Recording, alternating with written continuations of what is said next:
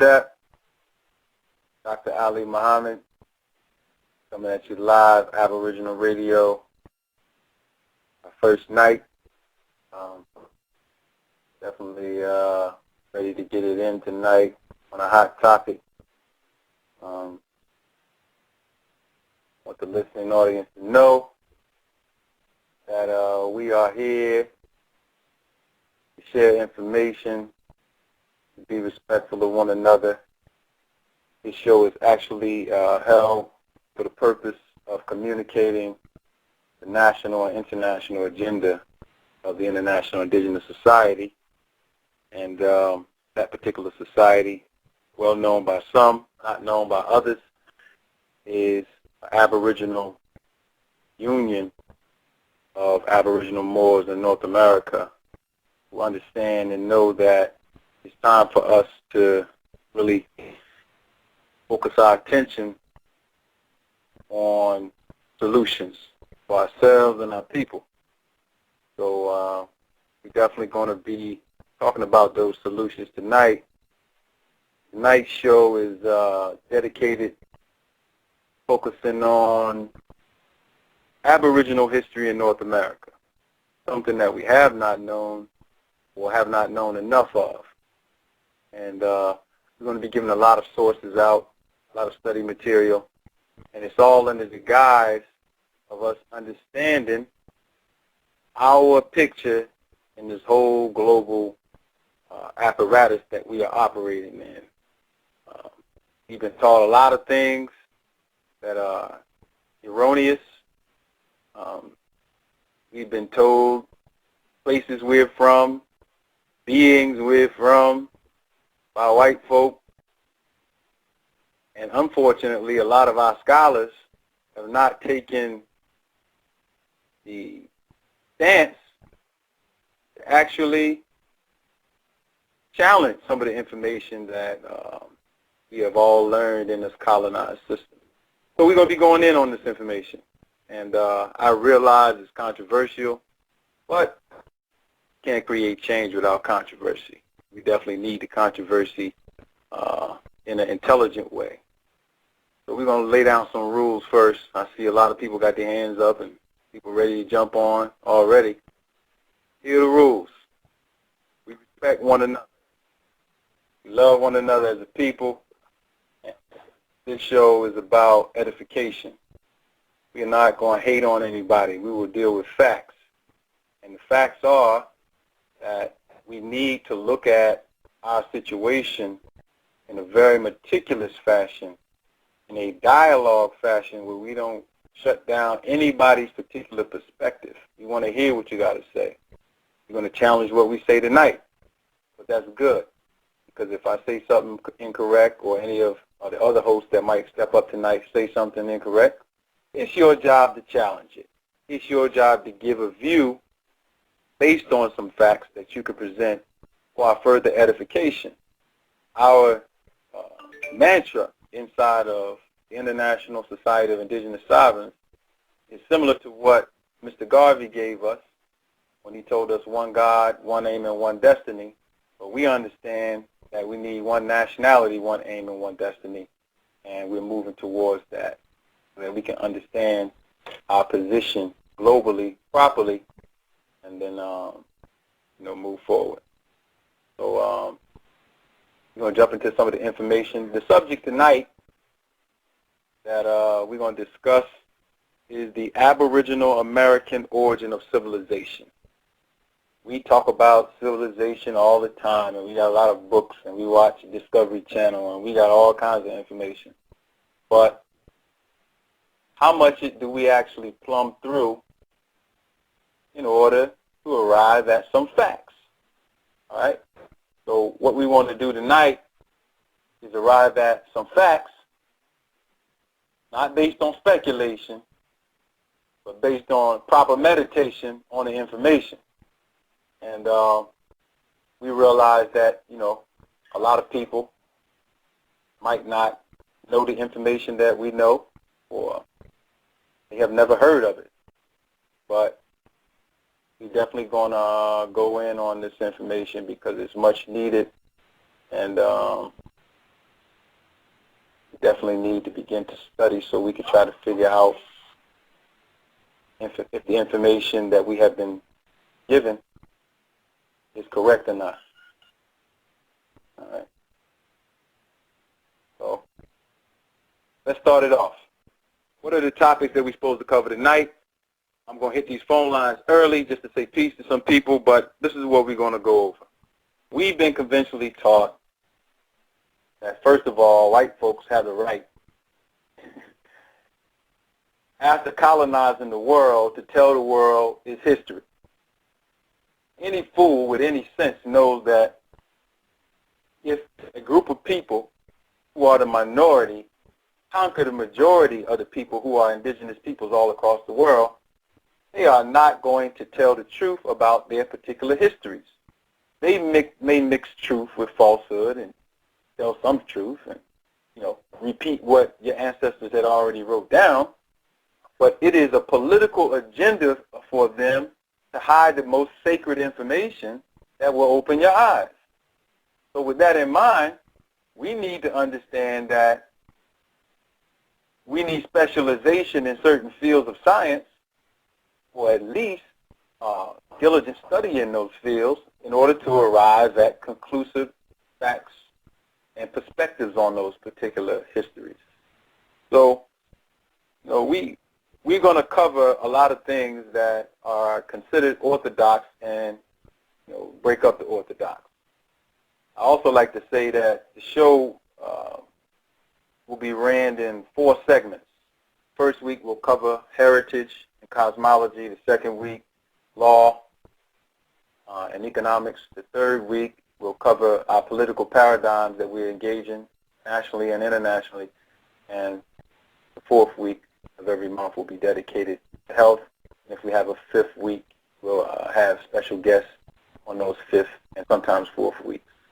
So any of you who are scholars, who are giving up some information for our people, we welcome you to come on to the show. Again, your host tonight is Dr. Ali of the International Indigenous Society. So we're going to go in on this history, this whole origin of where we're from.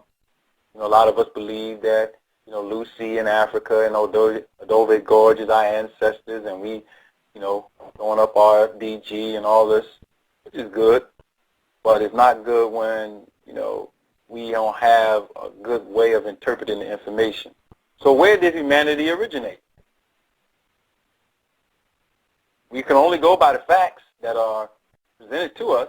And I will say one thing for now: if you have never left the country to do research, you can never answer that question, because most of the material that you need, first-hand research or second-hand research, which is in the form of books, is outside of the so-called United States of America.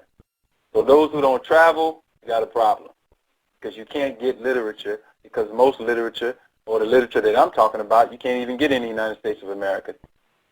So we're going to discuss where did humanity originate, or what are the oldest civilizations and where are they?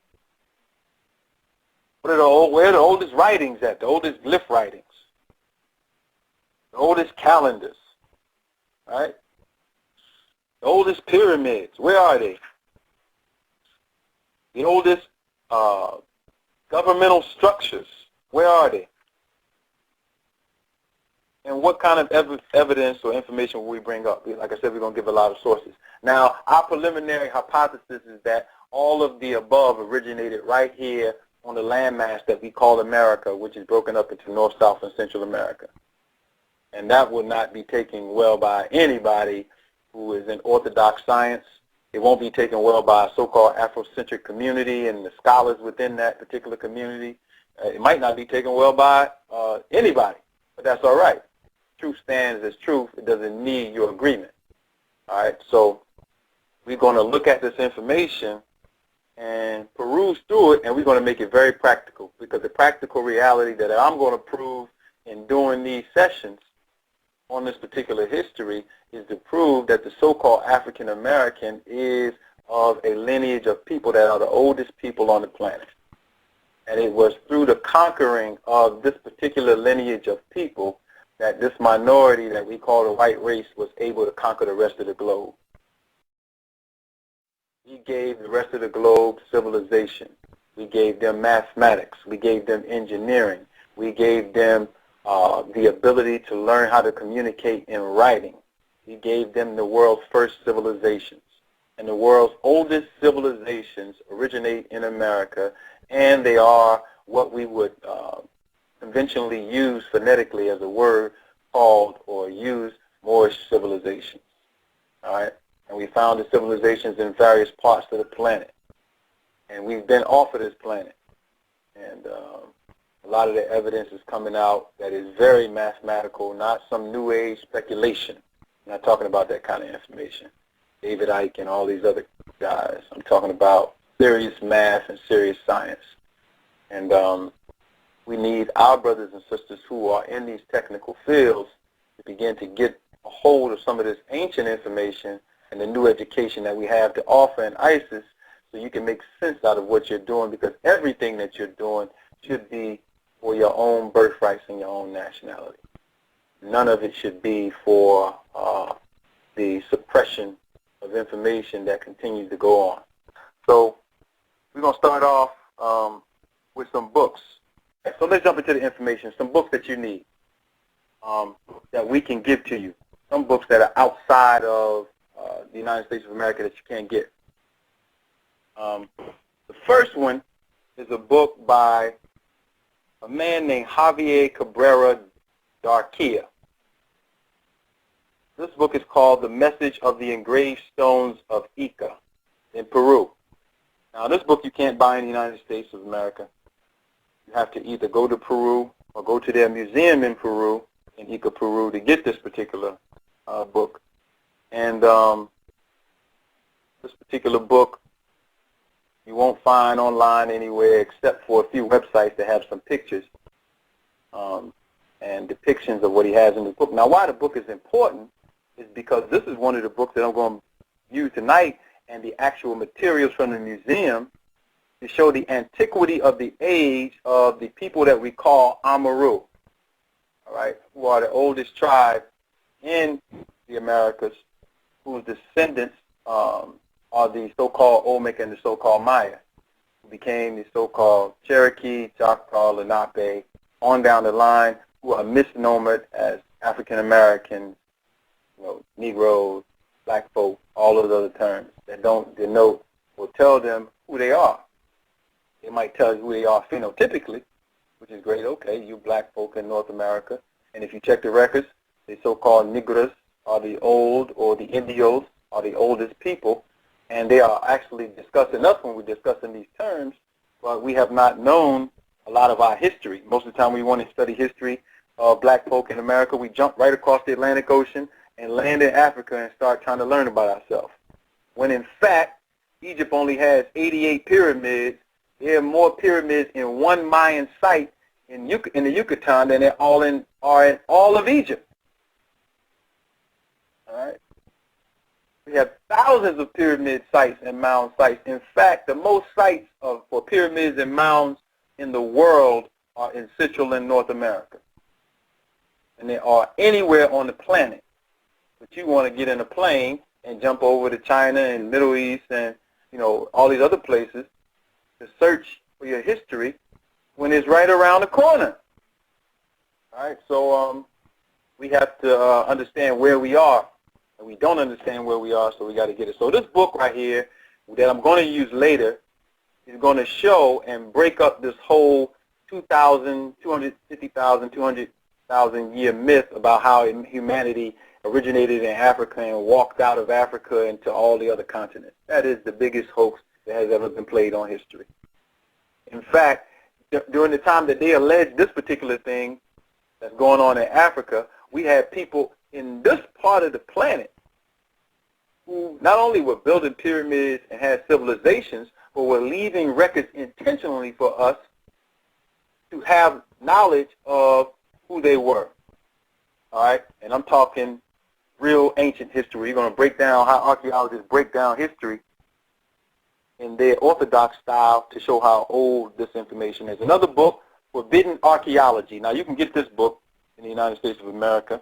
It's called The Hidden History of the Human Race, Forbidden Archaeology by Michael A. Primo. right, and Richard L. Thompson. Excellent book. I'm going to use some of it to dispel this whole theory of the hominid, and we originated from the hominid, and they're the oldest. And all these theories that, oh yeah, we found these almost half-ape, half-monkey individuals, Homo habilis, Homo erectus, Australopithecus, that we descended from. The ancient records say a whole different story. When you read the records of our records in South America or the Indus Valley or even in Egypt and Kemet, none of our ancestors said we originated from monkeys.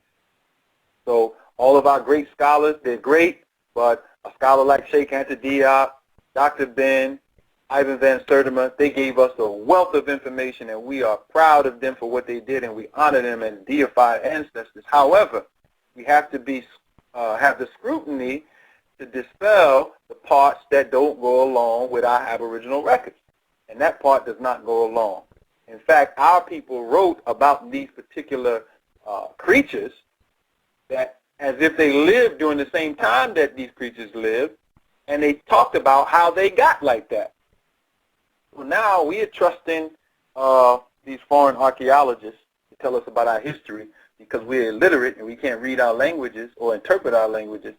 And when we go to white schools, they make us, scholars for the purpose of continuing colonization.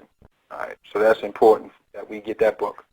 Another book that is good for our study is Africans and Native Americans, The Language of Race and the Evolution of Red and Black Peoples by Jack D. Forbes. The reason why I'm pulling this book out is because if you want to get the first-hand resources when the Europeans first came to the Americas and who they saw, you need to get this book because he went to Spain and other places to look over the Jesuit letters. The Jesuit letters are the letters left by the Portuguese and the Spanish missionaries who first came during the Columbus and the so-called Amerigo Vespucci phases. And he records that the first people that they encountered, they termed Negroes. So the Americans, the first Americans were Negroes, which means phenotypically they were describing a dark black race of people on this particular landmass. And they distinguish between the Negroes in so-called Africa by saying Negroes de Guine as opposed to Negroes de Terra, which means that Negroes de Terra were the black folk in this hemisphere as they saw it, and Negroes de Guine were the black folk in Africa as they saw it. And also, we're going to go over this history of the slave trade to show you the real history of the slave trade. We have this erroneous idea that millions and millions of our ancestors were brought from Africa to America, which is a joke. And we don't know that the slave trade started by black people being taken from the Americas into Europe. That's the first phase of the slave trade that you don't learn about. You learn about the third phase. You learn it about it in an erroneous fashion. So that's a good book that breaks down that whole history of our being on this landmass. The next book that's a good book is called The American Discovery of Europe. This is also by Jack D. Forbes. And as you notice, it sounds kind of off-key. What do you mean, the American Discovery of Europe? White folks try to say that they discovered America, when we were here, have been here for eons of time. And we had other races from Asia that came in as invaders prior to the white folks. Now, they're on reservations calling themselves the indigenous people. White folks are the foreign invaders that have taken, the minority who have taken over the land, and all of the black people believe that they came over here on ships. But if you go to Mesoamerica thousands of years ago, you'll see glyphs of our people all over Mesoamerica. In fact, we're the only ones that you see. And being that we're the only ones that we see, if I go to a place like Bonampak in Mexico and I see pictures of the so-called Mayans, and they look like our grandmothers, and I look like I'm walking down 125th Street in Harlem, then there's a problem. Because now you can't say that we all came over here on boats, because there was nobody with slave ships 4,000 years ago bringing black people to America. So we're going to have to reinvestigate that. We're going to go into the details of the information. Next book, the Master Code book by Karl Monk. This is going to go into pyramid building on this earth, why we built pyramids, where we built them first and what was the purpose of it. We walk around and we go see the Pyramid of Giza, and we go see the Sun Pyramid, and we go to Chichen Itza and all these other places on the planet, and we say, wow, that's great. And then we have a tour guide, and they're telling us, you know, all these particular things. When I went to, the first time I went to Mexico in 2004, I, of course, had a lot of knowledge about the Teotihuacan civilization, the Olmecs, the Mayans. So I knew that they were black folk, and specifically that their proper names were the Turushi or the Amaru, or, you know, the indigenous names. We knew this. We knew these were Moorish civilizations. So I went there, and of course, you had one of the people who were running the tour said that they were a Quiche Mayan. But the only problem was he was white. Now, when I look at the glyphs and I see people that are my tone of skin, which is very dark tone, and then I look at him and I see he's white, the question I got to ask is, how did the Olmecs or the Mayans get white? Today, and thousands of years ago when we see them in the carvings, the stones, and the actual painted glyphs, they look like so-called Afro-Brazilians or Afro-Americans. This is the racism that's permeating, and we cannot deal with our nationality properly and our political status properly with other people controlling our history. We want to be from everywhere else except the ground that's under our feet, and we've been here, so we need to start learning why we put these monuments and other things here. And our ancestors knew that we put these monuments here for specific purposes, right? There's eons of history in these monuments, and we need to learn why they're here. Right? We need to learn why we placed them here, and they're not there for decoration. They're there for scientific reasons. There have been many cataclysms on this planet, and we were smart enough to know how to stabilize the planet with these particular monuments. And this is not a New Age pseudo-science. This is a real science that we're going to get into tonight. All right? So we're covering some of the books. Again, that was by Karl Monk. I have other books here, but those are the 5 main ones we're going to use tonight. Let's start chopping this up. And before we go into chopping this up, let me say a few other things. There are a lot of people that have been trashing our society and saying, you know, y'all can't represent the Moors, and, you know, y'all not any way associated. And, you know, I haven't been on Blog Talk Radio. This is my first time in the capacity of speaking out as one of the ministers of the International Society of Indigenous Sovereigns. There's a lot of things that have been said about us. We'll cover those things, not tonight, on another level, but I want to say this. We are here to edify each other, brothers and sisters. And all this attempting to tear each other down that I've heard on Blog Talk Radio being done by us is only because we have no vision and no focus. So we need to actually start getting some focus and some vision so we can build ourselves up properly. All right? So this is about edification. This is not about any other thing. So now, let's start out with these theories.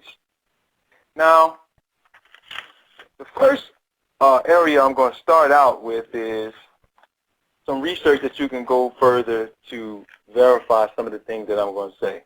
We know from conventional orthodox studies that the alleged oldest civilization in the Americas, orthodox scholars call the Olmec civilization. All right. The Olmec civilization, centered in Central America, at La Venta and other places in Central America, is considered to be about 1,500 to 3,000 years old by conventional archaeologists. All right, and of course, they have connected this particular group of people to people who have so-called Negroid features, because when you see the huge stones with the large noses, you know, oh man, that's black folk. It can be nobody else phenotypically. All right, great. But we have a problem. The problem is not that, you know, we can easily verify who the people are. You know, the Olmec, we see the phenotypes, we see those particular things.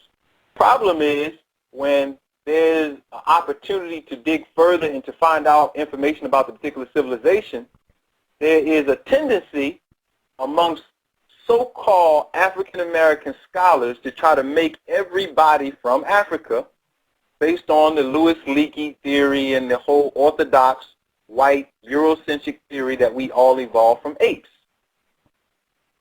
So now what you have is, anytime you find anybody on the planet, anywhere else, they have to be African. Now, there's a problem with that. There's a serious problem with that, and I got to start off there because nothing I say will make sense if I don't start out there. And starting out there is a good place to start because we're going to break up a lot of BS, or baloney. Now, take in mind that I'm not insulting anybody. I'm not trying to denigrate our scholars, but I want to make it clear. To attempt to make all Aboriginal people who are phenotypically black and brown fall under the historical status of African is a mistake that has been guided by two groups of people. One, ignorant people who just go to universities created by white folks who follow their systematic structure of white supremacy. That's one. And the second group are those who are more learned amongst these so-called black people or the white people who want to cover and hide history. And they do this intentionally. So you got an ignorant group and you got the group that's carrying out the phenomena intentionally. Now we did a presentation on this. It's called the Aboriginal Paradigm versus the CIA Columbia University controlled Afrocentricity. And we broke down a lot of things about the repatriation movement and the use of the term African, how it came out of the Prince Hall Lodge, and how this was an attack on history. Now, for all of you who might not have access to large amounts of books and volumes and be able to travel, I want you to do something if you're on the phone now or later on. Go to Google and type in the word Africa province. And what's going to happen is you might get some resources of some sort that give you the history of the use of the term Africa. And what you're going to find out is that it was white folk who created the first African province, all right, in 146 BC. And they did this after they conquered some of your ancestors who we call Carthaginians under the Carthaginian Empire. It's not, Carthage is not the name, the true name. They were the people of Punt, or Topton Wet, or the puny people, or so-called, where we get the Greek use of puny or Phoenician.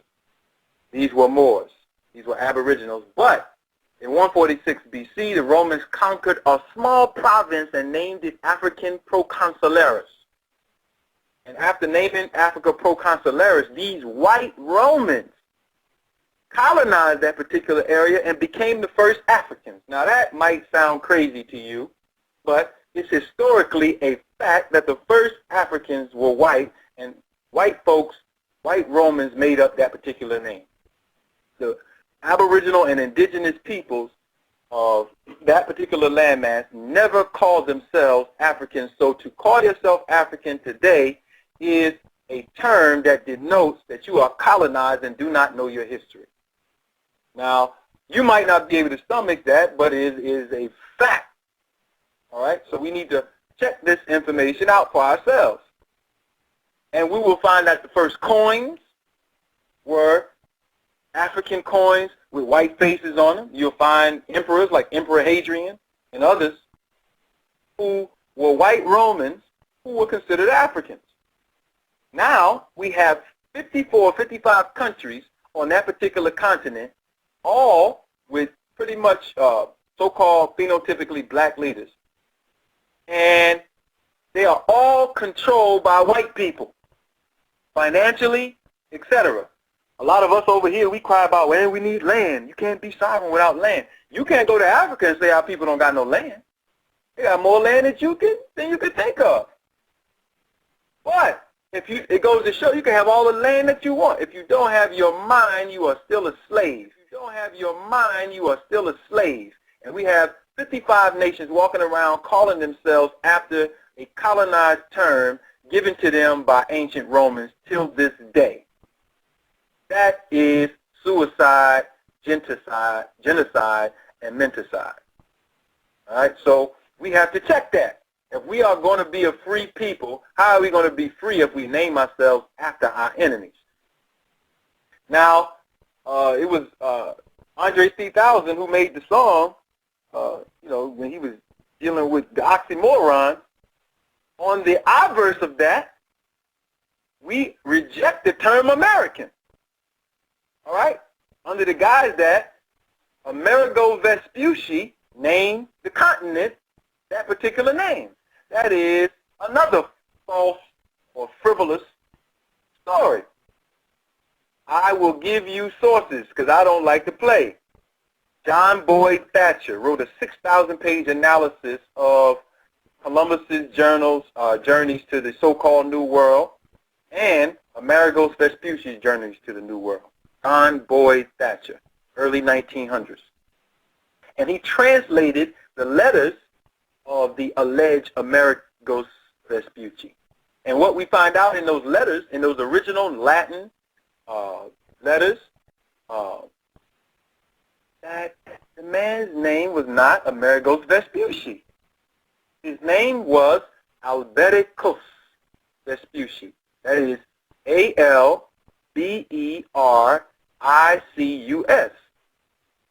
And when you read these particular letters and look around, you say, okay, well, how did his name get to be Amerigos? And then we just have this belief that he was named, or the land was named after him. This is what you call the science of colonization. Now, when they came to South America, during this time period in Central America, they knew the name of the people who called themselves Amaru. And in Columbus's own journal, when you go to his first page, he tells you on that first page of his own journal, type in Columbus Journal, go to the first page, he said that the leaders or the rulers in this part of the world were called Khans. We spell that like Farrakhan, K-H-A-N. And the Amaru Khan were the leaders who we call, or the Aboriginal leaders or chiefs or kings, who we call the Mayan kings, the Olmec kings, etc. The pre-Inca civilization. The Incas came along, who are another foreign group of Hindus who came into our civilization, and they began to take on the name Amaru. So this is why you see names like Tupac Amaru amongst their chiefs. They borrowed the language from the indigenous people. So the word American comes from the indigenous people. It does not come from Amerigo Vespucci. The name was not named after him. All right? That's important for us to know. So we got it backwards. We love African and hate American when we should hate American and love, we should hate African and love American. American is, in its phenotypical language, Aboriginal indigenous.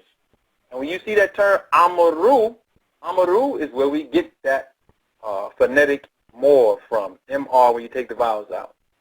All right, so when Noble Drew Ali told us that we were at home, he wasn't joking, because we are at home. And Alkebalan, or Kush, or Tapanwet, or Tamaray in the various jurisdictions is also our home. But you can't be home calling it the name that the colonizer gave it. So you go check the information, Africa Province, yourself. Go type in John Boyd Thatcher and look it up yourself. Go to our website, get some of my DVD presentations. We've done several of those. Come to some of our classes in the various jurisdictions throughout the United States of America. All of our ministers have access to this information. You can get it. No matter where you are in so-called Tennessee, so-called Georgia, so-called North Carolina, so-called New Jersey, so-called Pennsylvania, so-called New York, all the way over to so-called, we got people everywhere who have this information. Get it. Also check out our website, www.wetheaboriginalpeople.com. So we established that. Now, jumping back to the scholars who try to make everything African, that's why they do that, because they are colonized. So as much as I love Runako Rashidi, him going to all these indigenous peoples trying to tell them that they're African, Come on. This is a joke. This is a joke. You can't make everybody the name of the colonizer. Right? So that becomes a serious problem for us because now we can't even think through the language to see who we are in our global connection as Aboriginal people. And this is why we started the International Society of Indigenous Sovereigns with the 8 Aboriginal Moorish tribal governments that compose it, because we wanted our people to understand you can't force names on people that it doesn't belong to, right? So we gotta get away from the colonized names, because what they do is they distort our perception of history. In our Supreme Wisdom lessons, when I was first coming into the FOI, we had to ask the question, why does the devil call our people African? All right? It was the devil who called our people African first. When I say devil, I'm not talking about a spook. I'm talking about a real colonizer who used that particular name. So we thank Master Farad Muhammad for giving us that information in the 30s that most of our scholars just skipped over. Dr. Ben didn't skip over it. And the black man of the Nile and his family, he put it right up inside the book on page 47 that the name Africa is a name given by the Greeks and the Romans.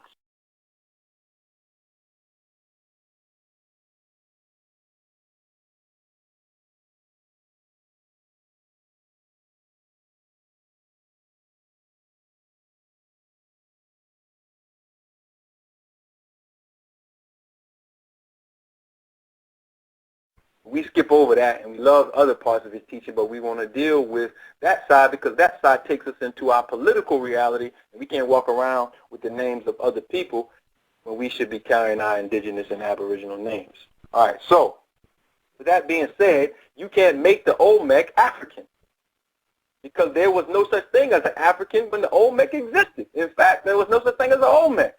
The Olmec called themselves the Tutu Shi. All right, or the Shia, or when they pluralized it, it was the Ashia, all right, or Asia. And they had various jurisdictions on the planet, not just in Central America, but we go over to the other part of the planet. In so-called China, they had the Xi'an province, which are the oldest site of pyramids in Asia.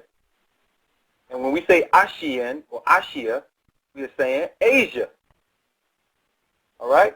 So when the Prophet Noble Drew Ali said we are Asiatics, adding the Latinized ick to it to denote possession, why did people get mad? All right? So we have to not get caught up into emotions and get caught up into real scientific research. We are the ancient Aboriginal people. We are the Asiatics, all right? And we never use the planet's name to name ourselves. We always name jurisdictions after our own nature and our own name. So to name yourself after a piece of land is kind of backwards. All right, so let's keep it moving. All right, so we want to establish for the record that you can't call yourself by the name of your colonizers if you have sense. And I know we have lost some of our sense, so we got to get it back. Let's jump into the first book. The first book, The Message of the Engraved Stones of Ica. All right? Now, I'm going to break down real quick for you on this show some very important information about the hoax of how old humanity is. Because according to conventional scholarship, modern human beings should never show up in any records beyond maybe 200,000 years. Modern human beings are given the so-called scientific name Homo sapiens. And they are allegedly preceded by older forms of beings called Homo erectus, Homo habilis, Australopithecus. These are the so-called ancestors of modern man. All right. Western, well, I can't even say Western, white archaeology and black archaeologists who follow after white archaeologists basically state that these hominids and these human beings, have certain dates or ages to them. All right. So we're going to go through some of these dates so you can understand these periods of time. They basically break the eras down into 3 eras: the Cenozoic, Mesozoic, and Paleozoic. Now, I'm not going to say I agree with these particular things at all, because we have studied these things meticulously and we found errors in them. But we're going to use them just to prove all of these erroneous theories as false. The Cenozoic period is broken down into 8 or 7 periods. The Mesozoic is 3 periods, and of course the Paleozoic is 7 periods. And inside of these periods, you have the appearance of certain things going on, allegedly. For instance, over 5 million years ago, you shouldn't have the appearance of any people of modern type going on in any place. In fact, in the Jurassic period, which is about 213 million years ago, an archaeologist will argue with you down to the bone and say, oh, no, you'll never find evidence of any human beings anywhere on the planet. During the Jurassic period, this is the time period you had these so-called large reptiles that we call dinosaurs, which you found in bones and other things of.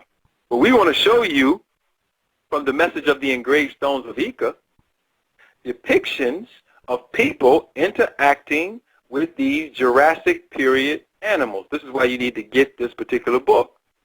Now, the interesting thing about this is nowhere on the earth do you find this type of depiction. Nowhere. And the reason why that becomes important is because it deals with how old is humanity and what are we going to use to engage that particular subject. One other book that I want to recommend for you, just for your study, which is going to lead right into what we're about to talk about right now, is a book called The Mayan Calendar and the Transformation of Consciousness. It's by a man named Carl Johan Kalaman. The Mayan Calendar and the Transformation of Consciousness. Now, why this is important is because of one thing. Now, we know that the name is not Maya. We call them Amaru. These are Moors. These are the Shi people, the Shia people. And both the Olmec and the Mayan are actually the same people, but archaeologists have given them different names, you know, because that's their job. They divide and they separate because, you know, that is not only in their nature, but, you know, that's a part of their behavior to control the information. So we know from looking at the Bonham-Peck steles what the Mayans phenotypically look like and depicted themselves as. When you go to the Bonham-Peck steles or any other steles that the Mayans had, or the Olmecs, or the Zapotecs, or any of these other groups, what you find very clearly is that they are phenotypically black and brown peoples.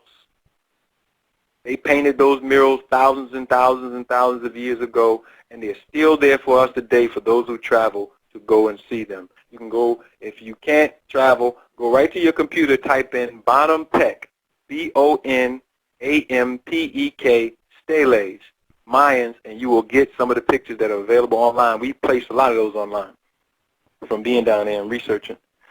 All right, so it leads us to the point of a particular calendar amongst these Moorish Aboriginal black people in Central America.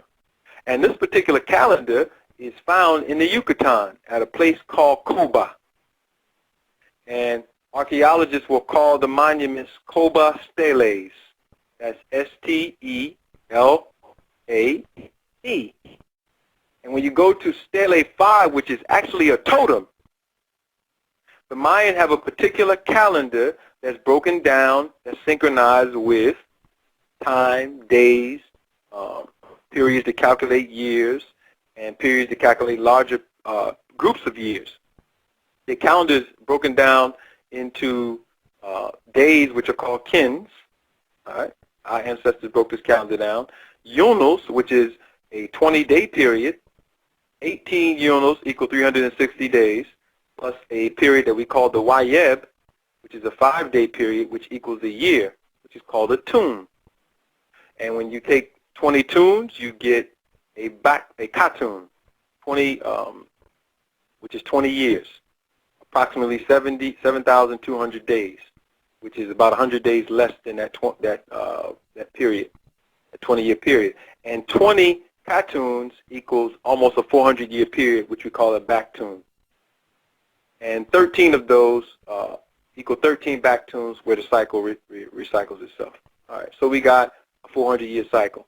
Now, at Koba, they have a calendar that is 16.4 billion years old.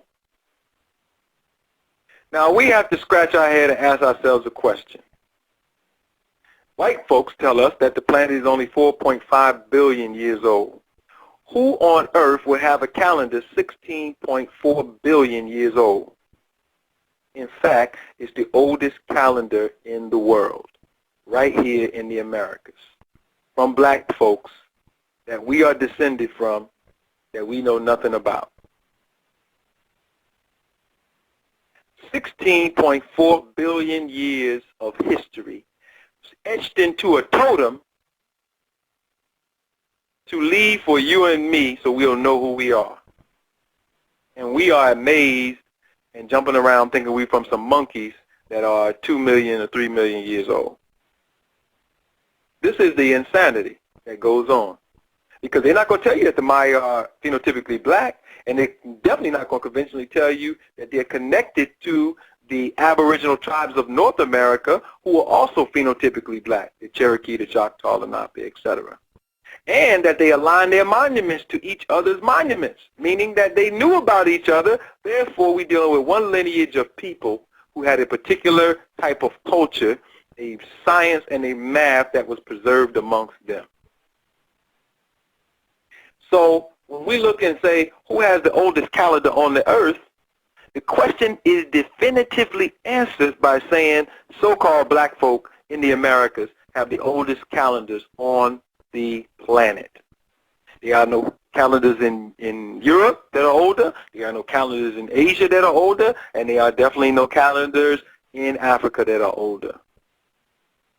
So now you can go and study for yourself. Get the book, go travel to the Yucatan, to Koba yourself, do some research, and find this calendar.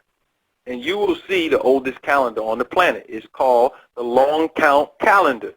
And both the so-called Olmec and the so-called Mayan had it. This is how we know that they are the same people. And not only that, they wrote down the same name for themselves, the Turushi, which is the noble priesthood amongst these Aboriginals, or the Amaru.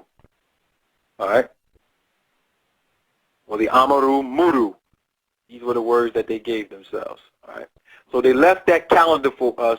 So if you want to study, you will find that this is the oldest calendar in the world. All right. So any arguments on that will have to be made with our ancestors because they left that for us. And if anybody can find a calendar that's older than that, 16.4 billion years ago, then, hey, I would love it. Bring it on. All right? And we'll be able to argue with you down to the wire to prove that we were here for a long, long, long, long time, brothers and sisters. Longer than white folks can even write down in their archaeological books. All right? So you need to study that information. Now, with that being said, 16.4 billion years of history, when you're using the scale of time to go back into years, the geological eras and the periods, the Cenozoic, the Mesozoic, the Paleozoic is the oldest and only goes back to 590 million years. So now the Mayans have a calendar that stretched beyond the modern ability to even calculate the things that they try to calculate in the fossil records and the early microbes and the evolution of life. This goes to show that the whole theory of evolution is a joke. We are thinking that we are evolving, and we are actually devolving. How can a people that eat McDonald's every day evolve? It's a joke. All right, so we need to kind of get ourselves in perspective to see who we are, because we're too arrogant. We think that we are advanced. We are not advanced. And there's civilizations that have been and still are more advanced than us. in the sense of us, meaning us who are thinking we're in the modern epic and being advanced. Now, the thing about the book that I mentioned, The Message of the Engraved Stones of Ica, if you type it into your search engine, you will get a website of one brother that put a lot of images up. You won't get the book, of course, but you'll get some images. And inside of these images, what you will find out is that these Amaru people, corresponding with the Mayan calendar that they were already here, depicted themselves interfacing with these Jurassic prototypical animals, Jurassic meaning dinosaurs. I have in the book that I'm looking at right now 27 glyphs etched into a stone that is called andesite, used to depict these particular things. All right. The other part of this discussion that is important is not only do they depict Jurassic animals, and Jurassic animals would have lived, according to modern data, 213 million years ago.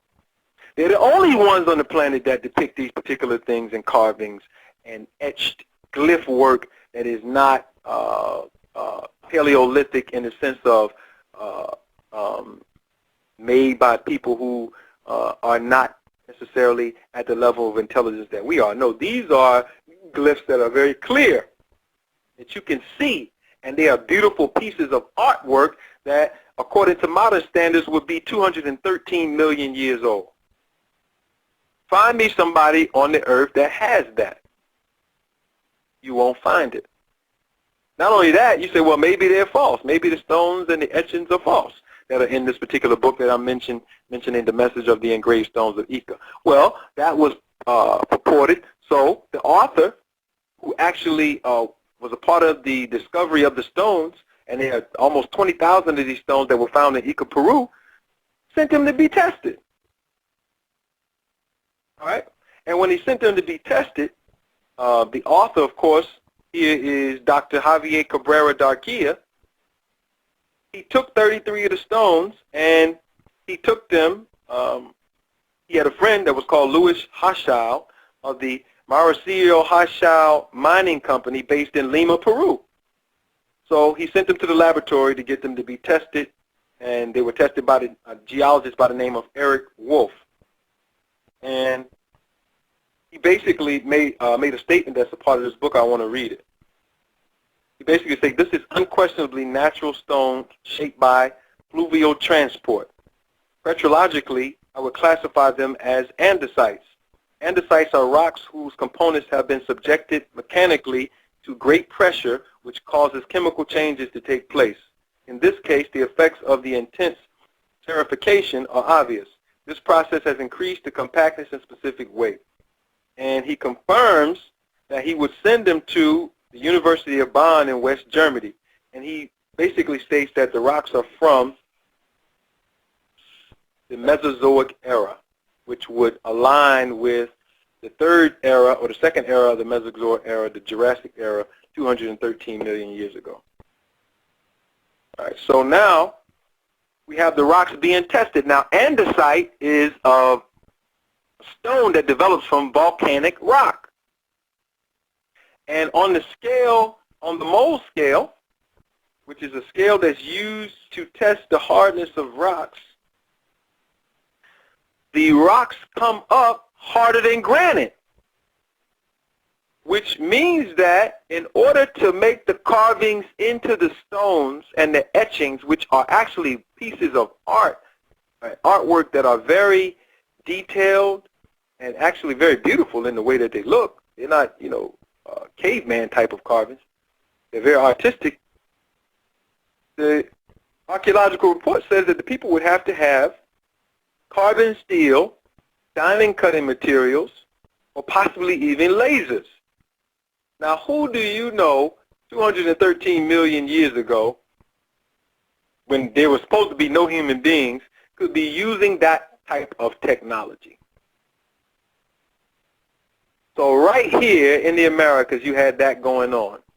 According to even the modern data, at least 213,000 years ago during the Jurassic era. And not only that, they made depictions of how they physically looked. I'm holding a book right now, and on the front page you have one of the stones that depicts one of the chiefs with full garb on, with a telescope looking up into the stars, and the stars are etched onto the top of this particular stele. Who had telescopes this far, or this far back in history? There's no depictions of anybody with telescopes. So our question remains, what type of advanced civilizations existed millions and millions and millions of years ago right here when we don't find this type of information anywhere else in the world? Not only did they leave this particular type of information, but they left maps that show the tectonic plates before certain levels of cataclysm occurred on the planet. Now, many of us learn about civilizations that we call Atlantis and Lemuria and other things, and there have been proposed ways of how they look. These particular people left these particular maps, and they showed the continents when they were connected, when the plates were slid together. All right? So we have, according to the research that we've done, we know that there were certain levels of cataclysms that caused the tectonic plates to slide. That information is verified, but this is prior to those cataclysms that mostly would have happened 12,900 years ago, around 10,000 BC. They gave us maps that old. No one else has maps prior to that particular period. So again, we're dealing with evidence, very, very clear evidence of very ancient material. All right? So now we have the oldest calendar. Then we have the oldest glyph writing. The oldest glyph writing today is found in Ica, Peru, on these particular stones, which make depictions of the constellations. It identifies them. It makes depictions of what the people look like. It gave depictions of the animals living during that particular time, over 17 different types of so-called prehistoric animals, which were cross-checked with the fossil record to verify that these depictions on the stones match those particular animals. So we have to ask ourselves the question, brothers and sisters. If all of this information is coming up, and we had so-called esoteric teachers like Prophet Noble Drew Ali and others who came and taught us parts of this information, is it erroneous or is it false? Since we know for a fact that this particular information exists and has been tested, and you can't even get this book in the United States, the signature line spells conspiracy. And the conspiracy states and denotes that there's somebody who does not want you to understand global history as it was recounted by these particular Aboriginals.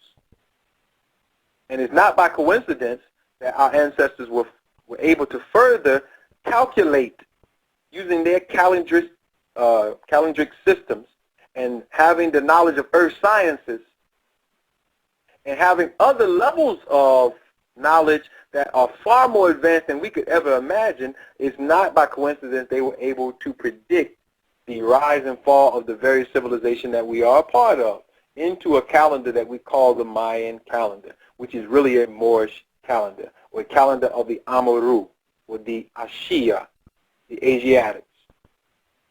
These particular things cannot be argued. We are seeing the earth go through these particular things. All right? So when we are talking about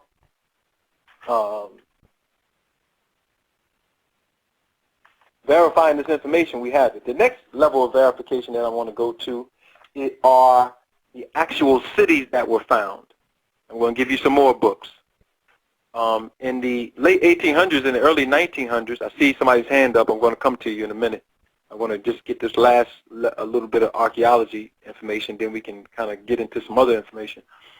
William Nivens, who wrote a few books, studied in the Valley of Mexico, and in the late 1800s and the early 1900s, he wrote several materials documenting cities that go back to the pleistocene era. Now, I'm not talking about stone carvings and little flints and stone. I'm talking about cities. With buildings and artwork in them. He found the home of a goldsmith who sold jewelry. Now, the Pleistocene era, according to modern archaeologists, the Pleistocene era goes back to how far back? Approximately 11 million to 2 million years ago. You had cities in Mexico that William Nivens found in and around Mexico City. Materials that he wrote on these particular things and where you can find them. Again, this information is rare, brothers and sisters. You're not going to get this by just running down to the library. You have to travel places to get this particular information. Some of it I have, and I make it available to the people who come to the classes in New York, so-called New York and so-called Philly and Shaker Maxim. We make these available. All right. One of the books is called Among the Mound Builders in Unexplored Guerrero, which is in Mexico. If you want to get this book, you can travel to Ohio at the Ohio Historical Society in Columbus, Ohio. That's the only place you're going to find this writing by William Nivens talking about these cities that are millions of years old, that were covered by volcanic ash, showing that they suffered a cataclysm that caused their ultimate demise. Another book is called Photographs from the Stele of Guerrero, Mexico at Cornell University in Ithaca, New York. Now, I've been here and I've seen this book. And what he does is he shows the actual murals left on the walls of these particular cities that have been preserved. And on the murals, you see black people. Now, you're not supposed to see black people in cities that are buried under the mountains that are in the Pleistocene era that are between 11 million to 2 million years old. You're not supposed to see this. But it's there in Mexico. So why are we trying to make the Olmecs as coming from Alkebulan or Africa when they themselves said where they came from, including their descendants, the Turushi, which we call the so-called Maya or the Amaru. They said where they came from. Now, I got bombed on this one. You had Sarah Sutanseti bombing me. You had Ishmael Allah bombing me, saying that Mu was a mythical city.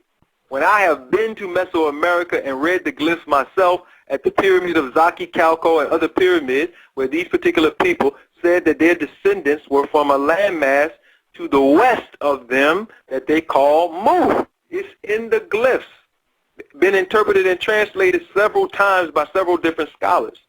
And not only that, these further records that I'm showing you verify it. And not only that, we provided the people with a map from Ica, Peru that showed these particular continents, which means somebody wanted to leave these records for us. All right. So another book that you can get on William Nivens is called Buried Cities and Forgotten Gods by Robert Wicks.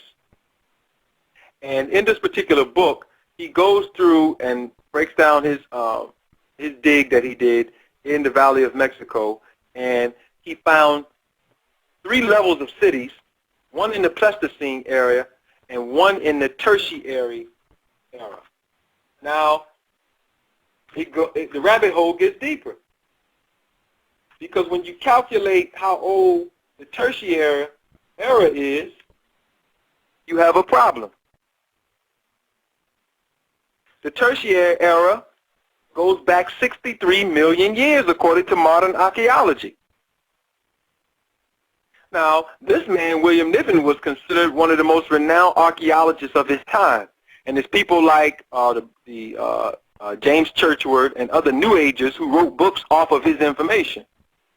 But William Nivens, who was considered an orthodox archaeologist, made these findings and made these reports in these rare books that you can't get anywhere. You got to travel all across the United States to even see these particular books that I'm mentioning. Photographs from the state of Guerrero, Mexico in 1895, which is at Cornell University in Ithaca, New York. That's the only place that you can find that particular book. And Among the Mound Builders in Unexplored Guerrero at the Ohio Historical Society in Columbus, Ohio, that's the only place that you can find that book. You will find depictions of what's in those books, again, in this book, Buried Cities and Forgotten Gods by Robert Wicks. And, of course, the city that I'm mentioning, they found bones of Homo sapiens in this particular city, buried under volcanic ash in the Tertiary era 63 million years ago. Somebody speak to me. Somebody holler black at me. How did black folk depicted on the murals found the bones with the negroid genetic markers on the bones, which are reported by Nivens, in the Valley of Mexico 63 million years ago, with cities and buildings that got crumbled by some type of cataclysm? Talk black to me. So when we talk about these Amaru, and we talk about the Turushi, so-called Olmec, so-called Maya, 16.4 billion year calendar, cities before the mountains even developed on the earth, we have hard archaeological evidence that prove that we are the oldest people, not only on this landmass, but the oldest people on the planet, right here in the hells of North America, in the hells of Central America, and the hells of South America, calling ourselves Afro-Brazilian, Afro-Peruvian, African-American, completely denationalized, with no knowledge of self, and with nobody to bring us this information. So this is the purpose of the International Society of Indigenous Sovereigns and the various Moorish tribes, tribal governments that make it up, is to make this information available to you, the people who nobody loves, nobody want to tell you the truth, everybody want to make you their religious slave or scholastic slave with a new religion called Afrocentricity, or even Moors creating new religions when the prophet was a scientist studying history. Now you got to be a part of the Moorish Science Temple or some fake Marrakesh empire in order to be a Moor. Please, you were born with that birthright, and all you have to do is organize yourself around the right information and then carry it on into your civic endeavors, and you will change the globe back to what it's supposed to be. All right? So, William Nivens, get your studying on.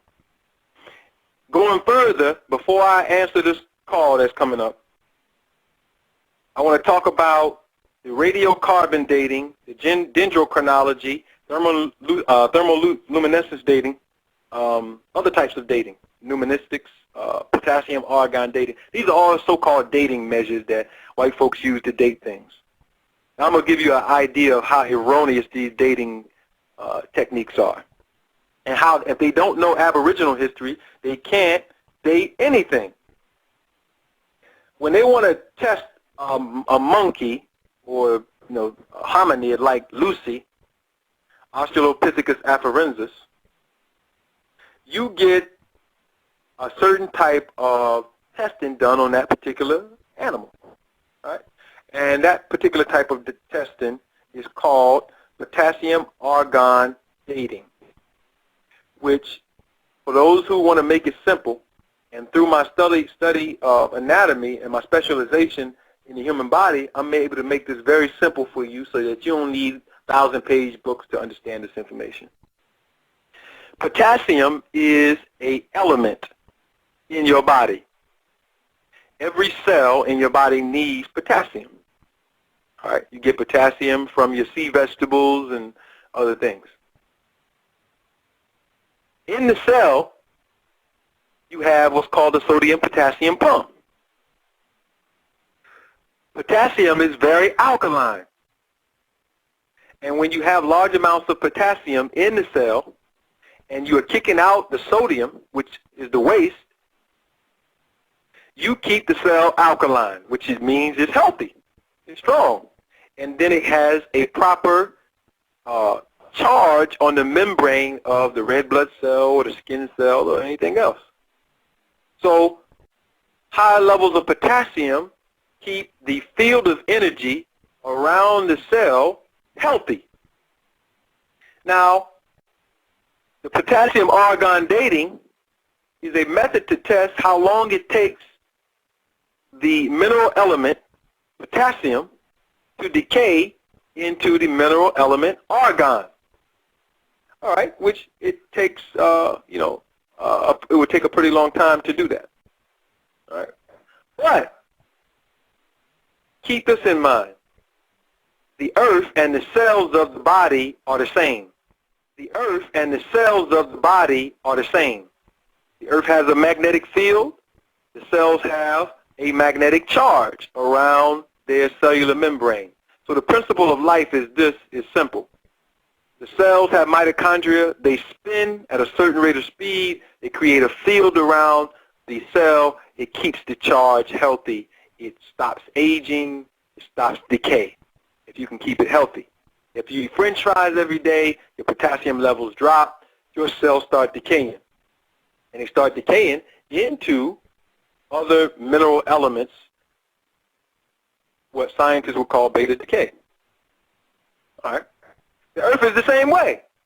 The Earth right now, according to the U.S. Geological Survey, is losing its magnetic field. So as the Earth's magnetic field goes down, your magnetic field goes down in your cells. There's a study done by the Russians in a book that you can get. It's called The Geomagnetic Field and Life by A.P. Dubrov. And in that book, the reason why the Russians are so advanced in studying the human body and magnetism along with the Japanese is because they found out that when they sent the first Russian cosmonauts up into space and they left the Earth's magnetic field, the bone density of the cosmonauts deteriorated almost 80%. So they said, wow, when you leave the magnetic field of the Earth, your tissues start to decay. Great. Okay, now we know that. So the Russians, since that time, have been the most advanced in weather technology and other things because they learned something about the magnetic field of the Earth, and they learned how it interfaces with the human body, etc. So what that says is when you are in lower levels of magnetic field, then your tissues begin to decay. Beautiful. So now we know that at certain times when we look in the fossil records and we see these hominids, these decayed people, these devolved people, the potassium-argon dating that's given them millions and millions of years in age is related to the magnetic field of the Earth, and is related to the magnetic field or the cellular membrane of these particular animals that we are finding, that we are calling hominids, that these people want us to believe that we're from. No, we're not from them. These are people who got caught in cataclysms. And when these cataclysms happen, the study is called the study of paleomagnetism, when the Earth loses its magnetic field. Whoever cannot create artificial magnetic fields, whoever cannot get off of the Earth or get in a position on the Earth that is safe, has a problem. And that problem is, without magnetic fields, your potassium levels in your body and all the other mineral levels in your body begin to decay at an accelerated rate. And these accelerated rates are what scientists cannot account for in these decayed hominids that they keep finding. These are devolved human beings. It's not that we evolved from them, it's that they devolved from us. And to go further on that point, with my specialization, which is the biological sciences and the human body, when we test the DNA of these particular animals, they fit closer to the pale races on the planet than they do to the phenotypically dark races, which says that the white race and the pale races on this planet are a devolved, minerally deficient form of the original stock of this particular planet. That is a biological fact. You are the universal donor when it comes to blood. And although you cannot take blood from the pale races, you can give the blood to the pale races. And the key ingredient in that is that their tissues are composed of heterotrophic organisms, funguses, yeast, or viruses, as we would call them. So they are a representation of a certain level of decay, which essentially, when we go to our Aboriginal records, shows why our people depicted these particular animals, or hominids, as being present on the planet, and they went further to show that they did experiments on these particular beings. And the races that we know of today, the paler races and the yellow races on this planet, came from experimentations on these hominids, and we have already done the presentations to prove that. So if you want to know the origin of race, it's written down in our Aboriginal history. So when you hear the Yakub theory, it's not a theory. It was put in a mythos, but it's real. There was experimentation that took place to get these other particular races, and it's verified. But getting back to our point on paleomagnetism, our people understood the cycles of paleomagnetism, and they knew how to protect themselves when the Earth went through these certain cataclysms. And they went further to stabilize the magnetic field of the Earth. Now, I'm in Florida right now. I'm in West Palm Beach. A few weeks ago, I went to a place that's called Coral Castle. Coral Castle is a castle that was built by Edward Lee Scullin in the 1900s. And he built this castle by himself. And the castle has limestone blocks, some of which that weigh 20 tons, 30 tons, etc. He built a machine that could actually create what we call zero gravity, and he floated these objects into these particular places. You can go to the castle yourself. It's called the modern-day Stonehenge. It's right down here in Homestead, Florida, and you can go and see it for yourself. And you can get his book. It's called Magnetic Current. But the reason why I'm mentioning this is because he discusses the principles of magnetism in that book. You can get that book available online or come down to his museum to get it. And this man in the current era was able to float these objects and build this entire castle by himself. And they have the oral traditions and the reports of people seeing him using his technology and his machinery to float these particular objects, which he described in a very basic way and talked about how the ancients had this particular science. So when we dealing with our ancient ancestors and the subject that we are discussing, which we're floating around a little bit, the subject that we're discussing now is paleomagnetism and the loss of the magnetic field of the Earth. All right. The Earth loses its magnetic field due to cataclysms and other things that have happened or have been reported. But suffice it to say, our ancestors knew and understood what we needed to do to help the Earth keep the magnetic flow of the North Polar Magnet and the South Polar Magnet in harmony. And what they did is, when we had cataclysms, they built pyramids on the planet to stabilize the Earth grid and the magnetic lines of force. Now, these magnetic lines of force run across the water. This is not a theory subject. Type in to your studies or your Google paleomagnetism, and you'll get a whole history of information about the same dating procedures that I'm talking about. But our ancestors knew this science, and we put pyramids at certain points to stabilize the Earth grid. All right? And this is the science of geodetics, and we have tons of information on this particular subject. But without going too far, we wanted to show you in the Master Code book the science of paleomagnetism and how it was used in the building of the pyramids that are in the Western Hemisphere that predate all pyramids on the planet. Now, I think what I'm going to do now is take some calls because we have 37 minutes left, and I'm going to save these last notes on this pyramid aspect to close it out, because we should close it out with the capstone. And again, all of this information that I'm giving you tonight is for the purpose of you understanding, you, the so-called African American. You are the most hated people on the planet, despised, rejected. People laugh at you, they make fun of you. Even though you have a so-called African American president, you still don't get any respect globally. And you will never get respect until you understand your history, and your history can then be applied to every endeavor of your existence. And then you will know when we start talking about this Aboriginal nationality and Moorish nationality, it is not a joke. So when we start our plebiscite and we're going into the different factions and dimensions of what we need to do to deal with our remedy, we have the most scientific and mathematical history laid out for you about your origins on the planet. It means that we have the power to produce a whole nother field of knowledge, which means that we become the demand.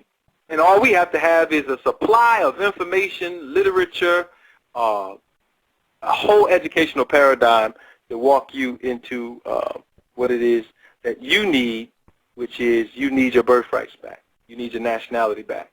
And you're not going to get it back by believing that, you know, you are from somewhere else. You're from where you're at, which means that you are the first Aboriginal indigenous peoples of this particular landmass, and nobody discovered America. In fact, get the book, The American Discovery of Europe. You'll find out why Columbus came to America. He came to America because we came over and told him about America, and it's in the first chapter. So we're going to open the lines up now and keep it respectful. We got about 35 minutes to kind of chop it up on questions, on history, on global history, on further study, on challenging anything that I've said, on anything that you want to discuss tonight, because the whole purpose is to show that the Aboriginals of North America, specifically in the International Society of Indigenous Sovereigns, have the keys to your heritage. We have this information. I'm not the only student that is delving into this information. By the winter solstice, we're going to produce our first book on the Aboriginal history of North America that will compile all this information, and it will be the world's bestseller in every language, because we are going to break down the origin of humanity from you, the so-called African American who has been, you know, told he's nothing. She's nothing. She's just a rapper. She's just an athlete. She can run, she can dance, he can run, he can dance. But as far as intelligence, civilization building, government, civics, he or she ain't dealing with none of that. That's a joke. And we should be very proud of our ancestry. We should be very proud of the information that we're discussing tonight, even if it's your first time hearing it. We should be very proud of this information, because what it's going to do is it's going to challenge the so-called people who have been telling us where we're from, who we're from, you know, and all these other things